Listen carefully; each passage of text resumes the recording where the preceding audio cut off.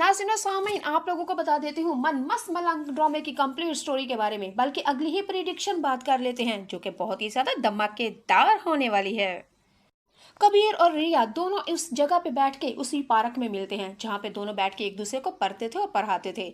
चलें जी, आप लोगों को बताती हूँ कि रिया ने तो हमारे कबीर से कहा था कि पेपर सर पे आने वाले हैं तो प्लीज मुझे पढ़ा दो, और कबीर भी रिया से मिलने और देखने और पढ़ाने के लिए आया करता था। लेकिन हमारे कबीर ने वहां पे आके अपनी मर्दानगी और अपनी आकर और गरूर का वहां पे आके इस्तेमाल किया। जब हमारी रिया के पेपर एग्जाम सर के ऊपर थे तो हमारे कबीर ने तो नखरे करने शुरू कर दिए। रिया उसी पार्क के अंदर आके बैठी होती है और बार बार कबीर को कॉल करती है और कॉल के ऊपर कॉल करती है, लेकिन कबीर है कि उसकी कॉल उठा ही नहीं रहा। कबीर ने तो रिया की कॉल्स को देख के अपना फोन ही बंद कर दिया। रिया बहुत ही ज्यादा फोन करती है। फिर थोड़ी देर के बाद हमारे कबीर ने फोन को मुस्कुराते हुए और शरारत भरे अंदाज में ऑन किया। जब कबीर ने अपने फोन को ऑन किया उसी वक्त रिया की कॉल आ जाती है और कबीर ने हेलो कहा। हमारी रिया ने कबीर को खरी खरी सुना दी, कब से मैं फोन कर रही हूँ, मेरा फोन क्यों नहीं उठा रहे, तुम्हें पता नहीं है मैं पार्क में पढ़ने के लिए आई हूँ और तुम उधर आए नहीं हो। कबीर जब रिया की ये बात सुनेगा और कहेगा ओ हेलो बोल मिस्टर, मैं इस तरह का लड़का नहीं हूँ, अगर तुम्हें मेरे साथ काम है तो आओ मेरे घर में। रिया कहेगी कबीर ये क्या बदतमीजी है, तुमने मुझे पढ़ाने का ठेका लिया हुआ था लेकिन अब मेरे सर के ऊपर एग्जाम है और तुम मुझे नखरे दिखाने शुरू कर दिए हो।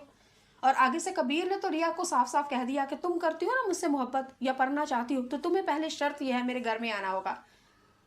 रिया आगे से कहेगी कबीर आखिर कैसे ऐसे कैसे हो सकता है, तुम्हें नहीं पता मेरे घर वाले और तुम्हारे घर वाले हमें एक दूसरे के साथ देखना नहीं चाहते, वो तो हम पार्क में चोरी छुपके मिलते भी हैं और पढ़ते में हैं। लेकिन कबीर ने कहा कि रिया अब बस, हमेशा रोजाना मैं ही तुम्हें उधर पढ़ाने के लिए आता हूँ लेकिन अब तुम्हें मेरे घर में आना होगा। ये कहते हुए कबीर ने फोन बंद कर दिया और रिया बहुत ही ज्यादा सोच में मुब्तला पड़ चुकी।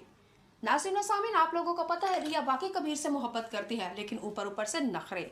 रिया जब भी कबीर को देखती है उसकी धड़कनें तेज हो जाती हैं, सांसें फूल जाती हैं और चेहरे के अंदाज इंप्रेशन से पता चल जाता है कि लड़की मुंडे उते मर मुकी है। चले जी नाज़रीन सामीन, हमारी रिया बहुत ही ज्यादा परेशान है। रिया ने पढ़ाई का तो सिर्फ ये एक टोपी और ड्रामा था, हकीकत में तो वो रोजाना कबीर को देखना चाहती थी और उसके साथ ढेरों बातें करना चाहती थी।